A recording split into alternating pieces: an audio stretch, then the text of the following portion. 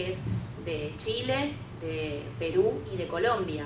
Con ellos formamos una federación que es la Federación Latinoamericana de Víctimas. También formamos parte de la Alianza Internacional contra el Terrorismo, que la integran organizaciones de víctimas de Irlanda del Norte, Israel, Francia, Italia, España y nosotros. Nos hemos entrevistado en el Alto Comisionado para los Derechos Humanos en Ginebra, en el Comité Internacional de la Cruz Roja en Ginebra, hemos ido al Vaticano, o sea, hemos tocado todas las puertas de manera de empezar a difundir una cosa que es una injusticia que clama al cielo, o sea, una cosa que no tiene solución mientras el Estado argentino no la reconozca como una deuda pendiente. O sea, cuando el Estado viola los derechos humanos, como está ocurriendo en este momento con las víctimas del terrorismo, y eso ocurre en democracia, yo les puedo asegurar, no solo por una cuestión jurídica, sino por una cuestión de sensatez, que la violación es doblemente grave, porque nosotros los elegimos como representantes.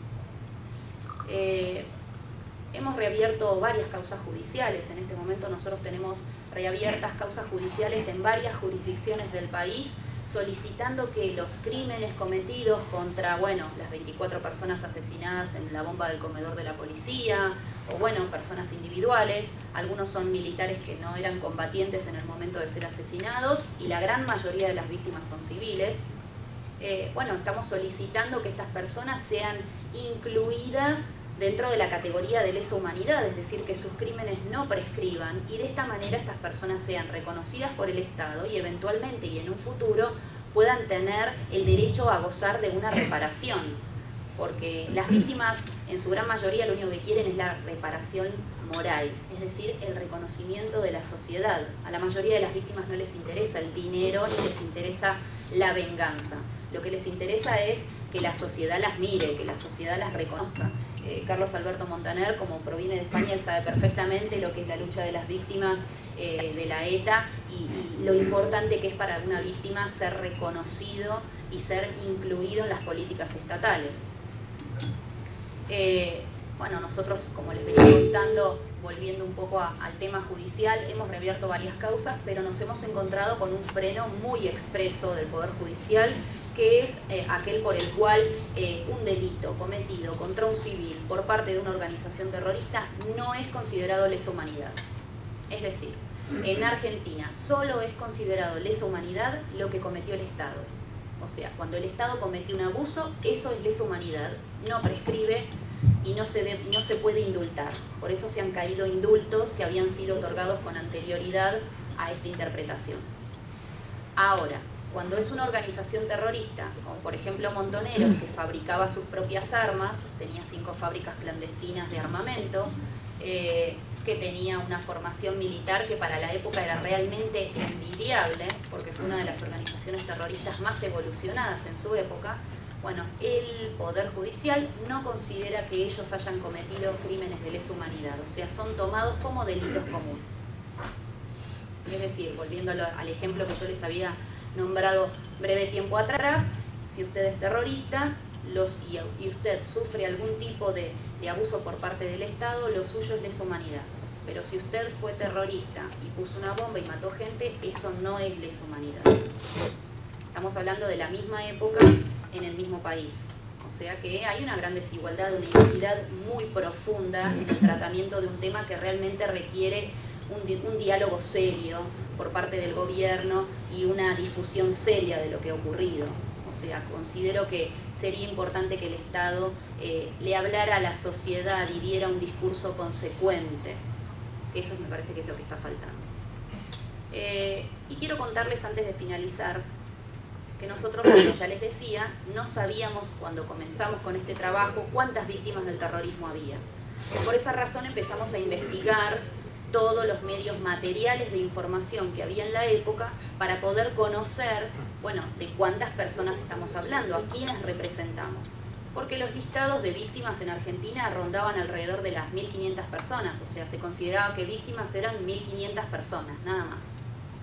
Bueno, la realidad arrojó a través de lo que fue el rastrillaje de los diarios de época, porque para eso tuvimos que fotografiar diarios de época del año 69 al 79, se fotografiaron 4 diarios nacionales, es decir, que son 40 años de diarios, más toda la bibliografía publicada, tanto por los exterroristas como por historiadores de la época, de cualquier signo político.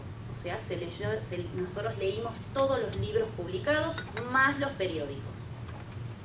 Bueno, eso arrojó, todavía no tenemos depurado 1/3 de los diarios, porque esta investigación ya lleva 2 años, pero esta investigación con 2/3 arrojó que hay 15.000 personas. 15.000 personas que van desde secuestros extorsivos hasta el asesinato, que es la agresión más grave. Esto a su vez, este trabajo de búsqueda de las víctimas se complementa con entrevistas a cada una de las víctimas cuando las podemos encontrar. Piensen ustedes que estamos buscando a personas que vivían familias que vivían hace 30 años en lugares donde nosotros no tenemos más forma de llegar a ellos que la guía telefónica. O sea, lo nuestro no es una agencia de inteligencia, así que no podemos llegar a las familias más que con una guía telefónica o con el contacto de otra familia que conoce a otra familia. O sea que es una labor realmente de mucha paciencia y de armado de un rompecabezas. Y de formación de todo un equipo para que trabaje en esto, porque claro, como en Argentina el Estado no le dio importancia a esto, no hay personas cualificadas para desarrollar esto.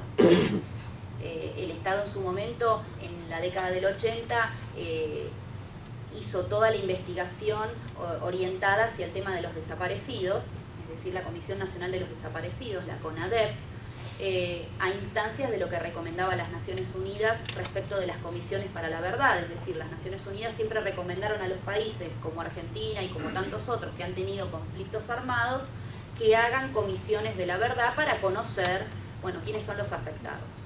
Bueno, el Estado argentino, como ya les vengo diciendo, desde hace 25 años de democracia, orientó todo exclusivamente a los desaparecidos. Entonces nos encontramos que las víctimas del terrorismo no sabíamos ni cuántas eran, ni de qué sector eran, ni nada por el estilo. Y así descubrimos también que había algunos breves mitos sobre las víctimas del terrorismo que se fueron desmistificando a medida que fuimos investigando. Por ejemplo, todo el mundo piensa que las víctimas del terrorismo en su gran mayoría fueron militares. Bueno, la realidad es que en el 70% la proyección es de civiles. Y esto muestra lo que es una obviedad. El terrorismo cuando ataca a la sociedad civil.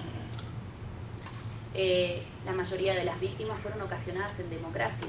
La mayoría de los civiles asesinados fueron asesinados en democracia durante el gobierno del presidente Cámpora, de Perón, el gobierno provisional de Lastiri y el gobierno de Isabelita Martínez de Perón. O sea que en 3 años y medio es donde se producen la mayor cantidad de agresiones mortales a víctimas del terrorismo.